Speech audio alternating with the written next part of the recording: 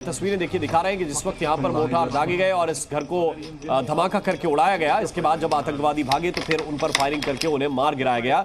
जानकारी ये मिल रही है कि दोनों आतंकवादी मारे गए हैं, जिसमें से एक विदेशी आतंकवादी है। और इस मामले में राजनीति भी तेज हो गई है। जम्मू कश्मीर के पूर्व सीएम और नेशनल कॉन्फ्रेंस के अध्यक्ष ने सवाल उठाया है। स्टेबलाइज करने की कोशिश कर रहे हैं, नहीं तो क्यों नहीं पहले हो रहा था, आज क्यों, क्या वजह है? इसकी इंडिपेंडेंट इंक्वायरी होनी चाहिए। हाँ, ये सब एक क्राइसिस पैदा करने की कोशिश कर रहे हैं।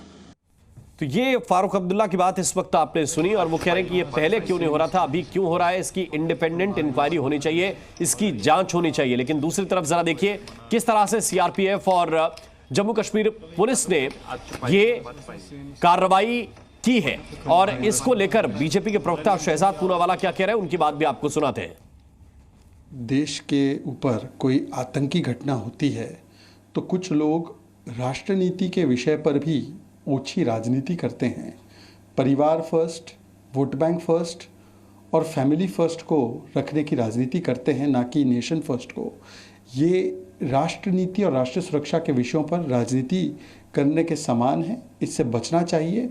और ये दिखाता है कि कांग्रेस के इकोसिस्टम का हाथ हमेशा आतंकियों के साथ होता है। कांग्रेस क्योंकि साथी है फारूक अब्दुल्ला जी की, वो बताए कि क्या इस प्रकार से पाकिस्तान और आतंकियों के आकाओं को क्लीन चिट देना उनको मंजूर है क्या?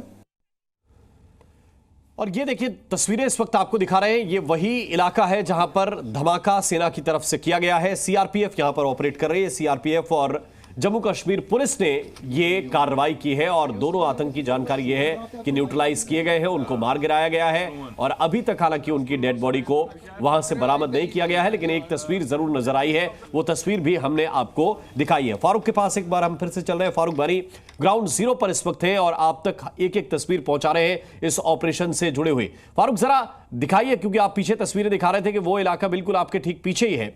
वो जगह किस तरह से यहां पर ये आतंकवादी छुपे थे, कैसे सेना को इत्तला मिली, क्या जानकारी है, जरा शुरुआत से बताइए। देखिए, आज सुबह ये जानकारी मिली जम्मू कश्मीर पुलिस और सुरक्षा बलों को कि इस जो हरा मकान का छत है इसके पीछे एक अन्य मकान है जिसमें मिलिटेंट छुपे हुए हैं। तो जो ही सुरक्षा बल के जवान यहां पे पहुंचे तो मिलिटेंटों ने उन्हें देख फायर किया, जिसके बाद ये मुठभेड़ शुरू हुई।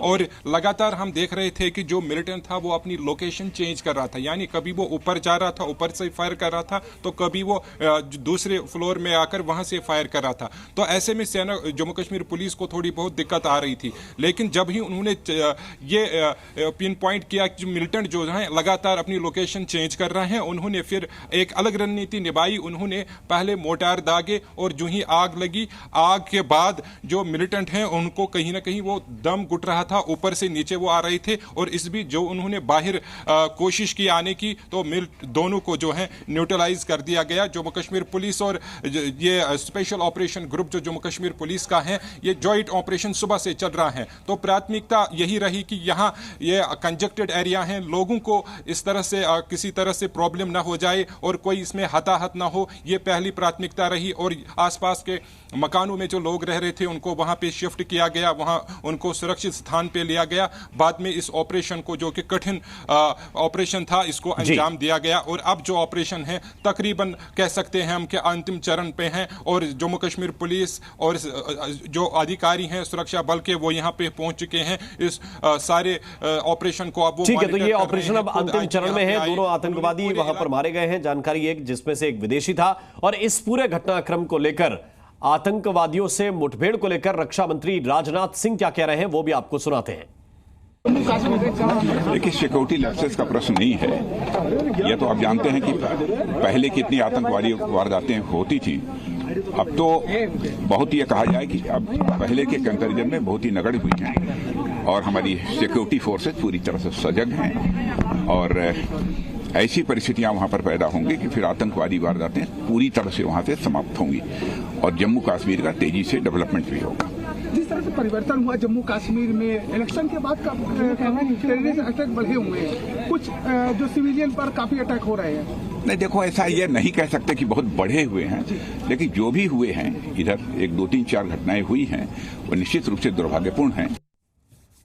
और हमारे साथ इस वक्त खालिद हुसैन भी जुड़े हुए हैं। खालिद, एक तरफ फारूक अब्दुल्ला कह रहे हैं कि एक स्वतंत्र जांच इस मामले में होनी चाहिए, एक इंडिपेंडेंट इंक्वायरी होनी चाहिए कि ये घटनाएं बढ़ी क्यों हैं इस तरह से। किसकी तरफ इशारा कर रहे हैं वो? देखिए, इशारा अगर हम बात करें तो फारूक अब्दुल्ला का इशारा कहीं ना कहीं एमएचए की तरफ है, क्योंकि यूटी में निसंदेह ही उमर अब्दुल्ला की सरकार है, लेकिन जो होम डिपार्टमेंट, जो पुलिस है, जो सिक्योरिटी है, वो अभी भी एमएचए के अंडर है। तो जितने भी ऑपरेशंस हो रहे हैं वो एमएचए देख रहा है, सिक्योरिटी फोर्सेस उन्हीं के अंडर है।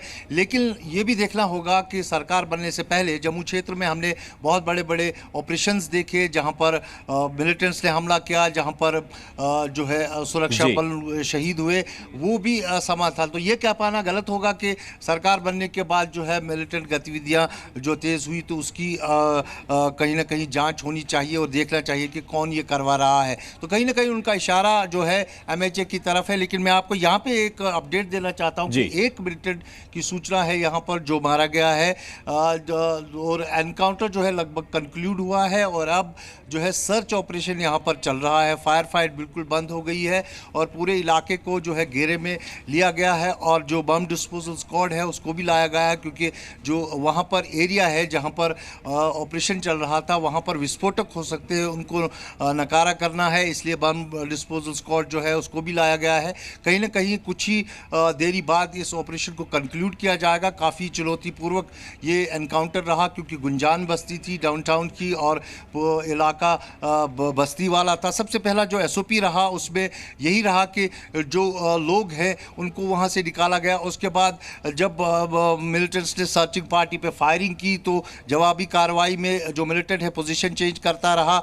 हालांकि ड्रोन और हेक्साकॉप्टर से उसको साइट किया गया, उसकी लोकेशन देखी गई। उसके बाद उस इलाके को जो है घेरे में लेते हुए उस मकान पर जो है एक कंट्रोल्ड ब्लास्ट किया गया। उस कंट्रोल्ड ब्लास्ट में जो है जो धुआं और आग लगी उसकी वजह से कंटिन्यूस उस पर जो विजिलेंस है वो हेक्साकॉप्टर ड्रोन से रखी गई और जैसे ही मिलिटेंट की मूवमेंट दिखी तो उसको टारगेट किया गया। तो एक टेक्नोलॉजी बेस्ड ऑपरेशन हम कहें तो गलत नहीं होगा, पूरा उपकरणों का इस्तेमाल करते हुए इस ऑपरेशन को अंजाम दिया गया है और वो भी इस इलाके में जहां पर सिविलियन हताहत हो सकते थे, लेकिन बिल्कुल कोई हताहत नहीं हुआ है। केवल सुरक्षा बलों के 4 जवान जो है माइनर इंजरी हुई है। खालिद, आपका और फारूक, आपका दोनों का बहुत बहुत शुक्रिया, बहुत बहुत धन्यवाद हमारे साथ जुड़ने के लिए।